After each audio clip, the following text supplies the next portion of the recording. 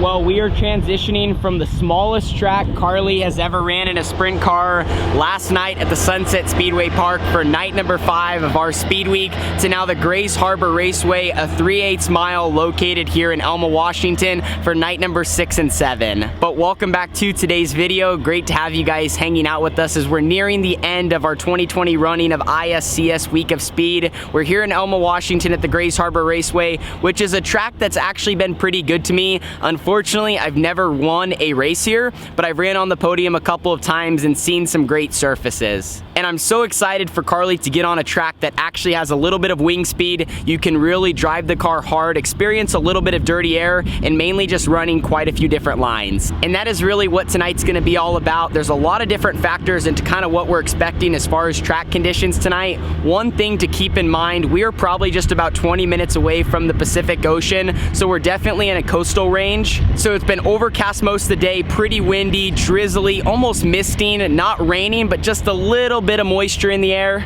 So we definitely want to factor in the weather that we have here at the track as well as the surface itself. If you get up close, you can see that the bottom actually has a good amount of banking and it works its way up, but at some point it starts to flatten off.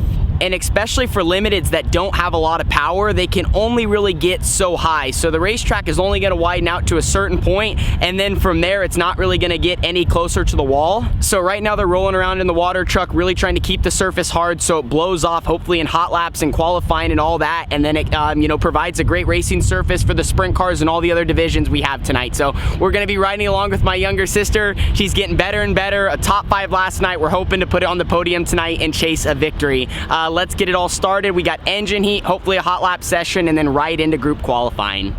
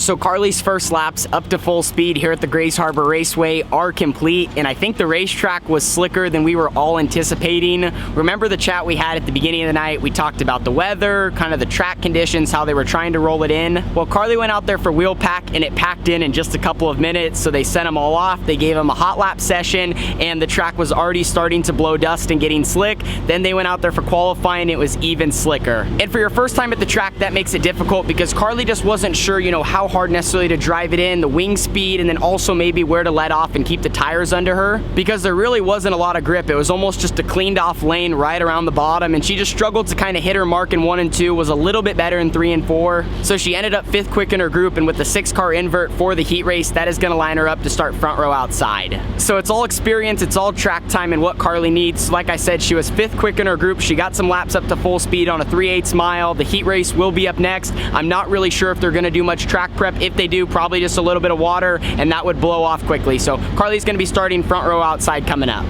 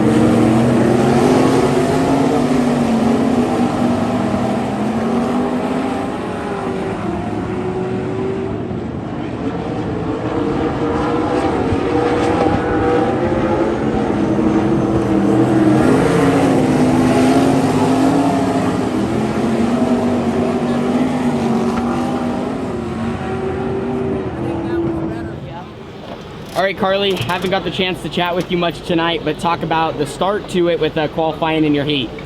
We qualified 5th out of, I think, is 7 cars? I could be wrong, maybe 6, but not too bad. We started front row outside, so just kind of got we didn't get the early lead like we wanted, but we came out 2nd, and so that puts us 9th in the main. And talk a little bit about the racetrack, because it's not exactly what we were hoping for. We were hoping for it to widen out, but right now it's super narrow and kind of just right around the bottom. If you really know what you're doing here, you definitely can make it through the middle, but like me, I probably won't try that in the heat or the main, just because I don't really feel too comfortable going up that high. I might spin out. That is true. It is definitely super slick, but it's just mainly around the bottom. It's not moving up at all. A couple of guys were able to make like the 2nd lane work when they really rolled it, but right now they're kind of battling against time. I believe they're trying to finish by 8:30 because it is a Friday and it's 7:54 right now, and we still got like 3 A-main events. So unfortunately, I don't think they're going to be doing much track prep. For Carly's heat, it was super slick around the bottom, and then in my opinion, by like heat 3, it started to lay rubber because she was the first one of 3, but by the last sprint car heat races, started to lay rubber in certain areas. So I definitely think we're going to kill tires tonight. Carly's going to be rolling off from 9th though for the feature.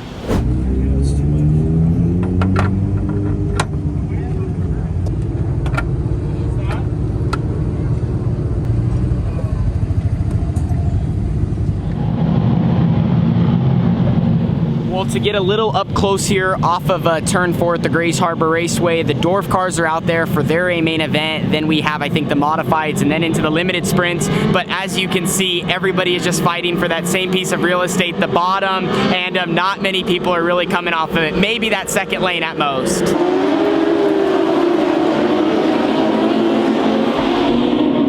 Another thing Carly ran into, when everyone is trying to run the bottom, they hit that berm and they knock a lot of marbles onto the racetrack. So if the car in front of you hits it, it upsets your car. So there will be some challenges in this next 25 lap A. All right, Carly, how you feeling before this race? Feel pretty decent going into it. Probably just cruise around for the bottom. I think they might throw some water on it, so maybe that'll help me. I don't know. Guess we'll find out when I get out there. So 25 laps up ahead for Carly. And the bottom is probably going to be the place to be in the feature. Carly rolling off from 9th starts down there, and I've had a couple races here in the past where a lot of guys blow the bottom the first couple of laps. So I think if she can really stick it and hit her mark, she could definitely charge towards the top 5. But other than that, she's got to keep her eye out for possible rubber. If it rubbers up a lane higher, she definitely needs to move there, because guys are just going to start cruising around just like it's asphalt racing. But 25 laps coming up ahead, possibly some track prep, so I'll let you guys know if they decide to. But I'm getting ready to push the 22C down to the staging lanes for the night number 6 A-main event of ISCS Week of Speed. We had a top 5 last night. We're hoping to improve tonight from the 9th starting position.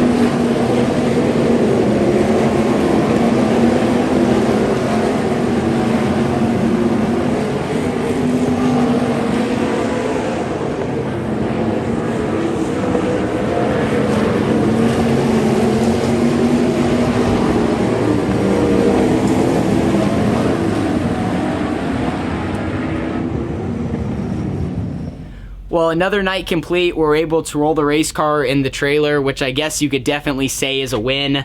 But part of me is just a little disappointed with tonight, and not necessarily what happened on track results. Carly got so much great experience, but mainly the racetrack. It just wasn't super racy. And for Carly's first time at Elma, I felt like she just didn't get the greatest experience of trying to move around and run a lot of different lines and really see what the high side was like, or what racing around other cars was, trying a bunch of different things. And as I've kind of been looking back, a lot of the tracks during ISCS Week of Speed just have not been up for a lot of passing and just super wide. It's been a lot more one lane, follow the leader, kind of have to be really aggressive and hope for the best in lap traffic or just when you're running around others. And that's really frustrating because in years past, we've seen some phenomenal surfaces at all these different tracks in the Pacific Northwest. But this week, I would probably say the best track we had was Coos Bay, and every other night was just, it just wasn't there. So, and I have Carly in the trailer, and I want to get your thoughts on kind of what it was like to run towards the back half of the top 10 and pass some cars and really get a chance to run around the bottom. Yeah, I think we got up to like 7th, I think, and then we kind of started falling back towards finish 10th. So the track just wasn't on point, just kind of like all the other ones. So definitely not the best experience, I think, for my first speed week. But besides that, car came in one piece and we finished another main. And for the viewers, I kind of would like you to maybe talk about, like, one of the main things out there tonight is just how important it is when rubber is down to stay in it. I've had my fair share of races where I have missed the rubber, made a mistake, you bobble, you hit the berm wrong, and it is like a freight train going by you, how quickly you can make up ground on someone or how quickly they can make up ground on you. Can you kind of talk about throughout the race, if you missed your mark, how, kind of how you're out in the middle of nowhere? Yeah, when I miss my mark, you just basically, you can't be on the throttle still. You kind of just got to stay off, and then once you feel like your tires are back under you, then you kind of punch the throttle down the straightaway and then hit your brake, going in and just rolling through the bottom. It was definitely hard for me just to kind of figure it out, but towards the end of the race, I felt like we were definitely better, and also I felt like I was passing more like of the faster guys that were kind of running back towards 10th. And would you kind of say throughout the race you really were able to drive the car a little more aggressively and harder? Yeah, well, I kind of felt like I could drive it harder in the beginning, which is weird, but I think if I moved my wing a little forward, I could have definitely drove it not as hard. And that's something that's important in the limiteds, and we were kind of talking, is like when the rubber comes in, these cars are so heavy, and especially in the front end, so you really have to put your wing back forward so they will turn, versus a 360 and 410, sometimes you can get away with leaving your wing back and kind of getting more of that drive. So overall, I don't mean to sound hard on all the tracks this week, or Elma, the Grays Harbor Raceway in particular. It was just disappointing. I think, keeping it real here on the vlog, that's just how we felt. My dad must be shutting the trailer lights off on us, but anyway, that is going to conclude night number 6 of the 2021 running of ISCS Week of Speed. We are on to night number 7 tomorrow, back at this racetrack, the Grays Harbor Raceway. I'm sure they're going to be putting a bunch of effort overnight and in the early morning hours to kind of, get it back worked up, try to get a little bit of moisture in it, but maybe just some moisture to start the night and then kind of widen out as it goes on, and then do track prep if needed, mainly around the top side to try to bring in that groove. I've seen Elma really good before, so we're kind of hoping for that again tomorrow, and then also for Carly to end Speed Week on a high note. I know she kind of bounced around there, gained some spots, lost some spots. She talked about moving her wing a little bit and just trying to perfect everything, as we also felt like had the setup really dialed in for what was thrown at us tonight. So we are on to night number 7 tomorrow. Thank you guys for watching and riding along with us for our journey. It's been fun, and we just really would like to end on a high note. See you guys all there. Deuces.